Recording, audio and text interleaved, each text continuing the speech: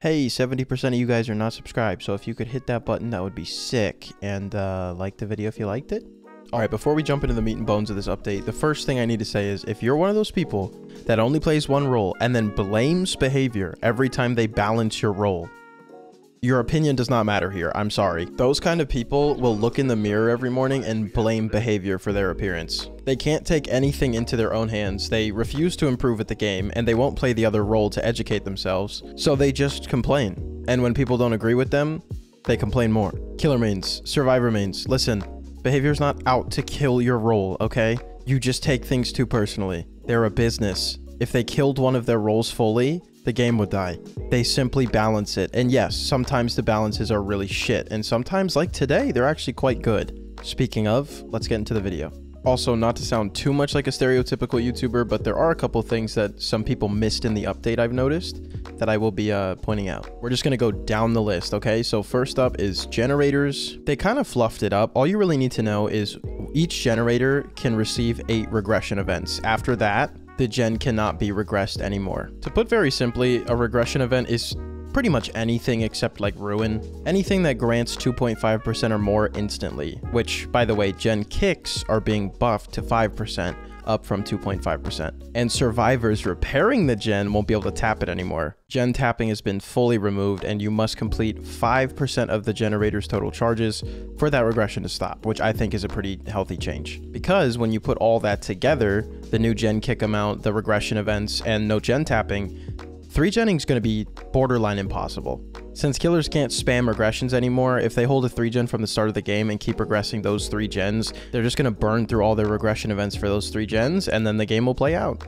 The changes for the FOV slider, put very simply, are you can range from 87 degrees, which is the default, to 103 degrees, which is Shadowborn's perk amount, on any first-person killer. That means, you little Chucky mains, you little shitters out there, that slider will not affect you guys when you queue for Chucky, because obviously, you shouldn't be able to check spot as killer regardless, but you really shouldn't be able to check spot 103 degree radius. Speaking of Shadowborn, what did they do with it now that it's base kit? You will now gain 10% haste for 10 seconds every time you're blinded with no cooldown. I saw some Twitter Blue user deep in the replies saying, "No, this is shit, bring back old Shadowborn, I want my FOV back." Gamer, let's use our brains, it's base kit now. You get it every game. It's not gone, it's just base kit. The internet, man, full of geniuses. And while we're on the topic of FOV, monitor and abuse, they removed the FOV adjustments, obviously because you can choose your own FOV now and you don't need it. The rest of the perks stayed the same. Ormond got a rework, but I'm sorry, I'm just not talking about it. Behavior has gone 0 for 5 on map reworks, and it's not even worth talking about because we know it's just going to get another rework or a revert. All you really need to know about it is they're adding connecting tiles to the front and the back of main.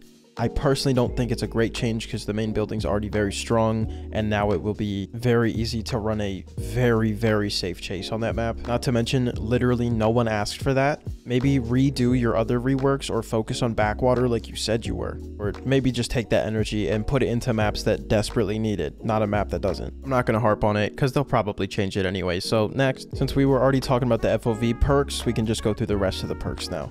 Grim Embrace got a rework. It was always a good perk, but this does feel a little bit more rewarding. Instead of having to hook all 4 survivors and then getting that big payoff, they just kind of split it up to every time you hook a survivor for the first time, you get a little bit of that payoff. So every time you hook a survivor for the first time and then move 16 meters away from the hook, all gens are blocked for 12 seconds. I'm a little concerned with how well this is going to synergize with other gen blocking perks. I'm excited to see it in action, but I am just a little concerned with how well it's going to stack with Deadlock or Deadmans. Like, let's say you hook a survivor and Pain Res Deadmans goes off, and there's a gen that's deadlocked, so that's already a lot of pressure. You could just wait by the hook, and then once Deadlock and DMS deactivate, you leave the 16-meter radius, and now all gens are blocked again. I'm probably just being a cynic, but I never underestimate the DBD community's ability to remove fun from the game, so we'll see. Quick Gambit got a buff. If you guys don't know, that's my least favorite design perk in the entire game. It's so bad, but anyways, the range was increased to 36 meters.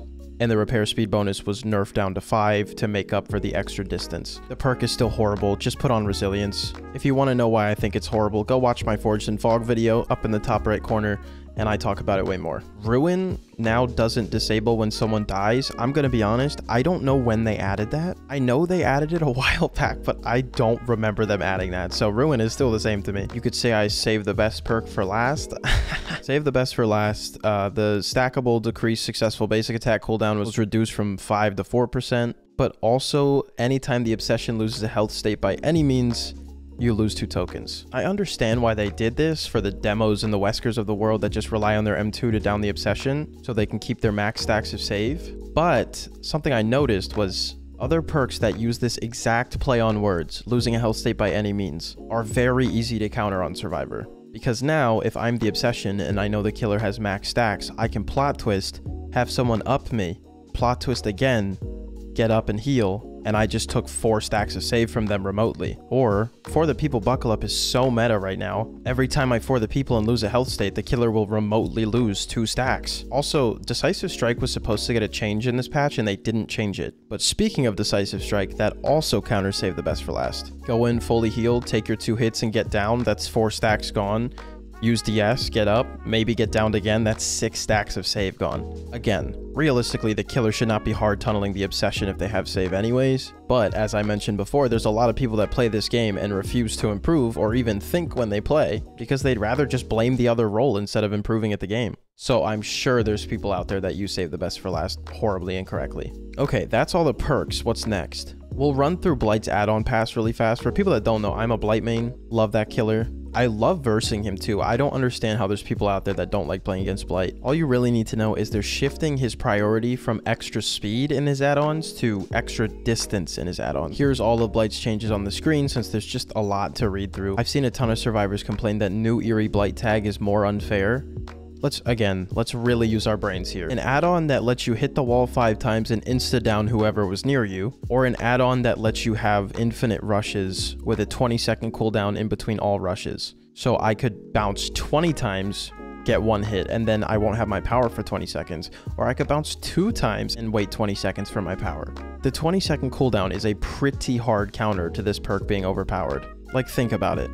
Old Blight tag, you just mash the wall until you're on your last charge, down the survivor instantly, and then do it again. And this new add-on, if you hit the attack, you have a 20-second cooldown, and you can't insta-down with it, and Blight's an M2 killer, so you can't expose down with it. Maybe I'm missing something, I don't know. I'm just really excited to see some new add-ons for Blight, and again, in my opinion, it didn't really nerf him too much. It's just gonna remove the really dumb Blight players, which was their goal for this whole thing, so I think they nailed these changes. Great news for Billy players, all 3 of you. They're removing Billy's overheat, a stupid mechanic that should have never been added. Instead of being nerfed by the overheat now, it's a buff.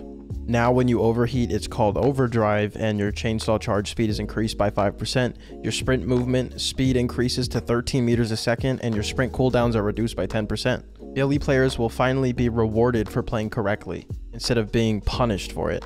Also, they supposedly changed the chainsaw's collision detection size, which is great if that's true, but they've also said they've changed collisions a lot in the past and usually they're worse, so we'll see about that. Onryo essentially got a big giant revert. She operates the same as she did before her rework, just without the toxic add-ons because those were removed. This was something I saw a lot of people missing, was when the Onryo teleports, survivors within 16 meters of a power TV will receive a stack of condemned, not just the TV she's teleporting to. So I believe there was an add-on. I'm not much of an Onryo player, but I believe there was an add-on that did this and now it's base kit.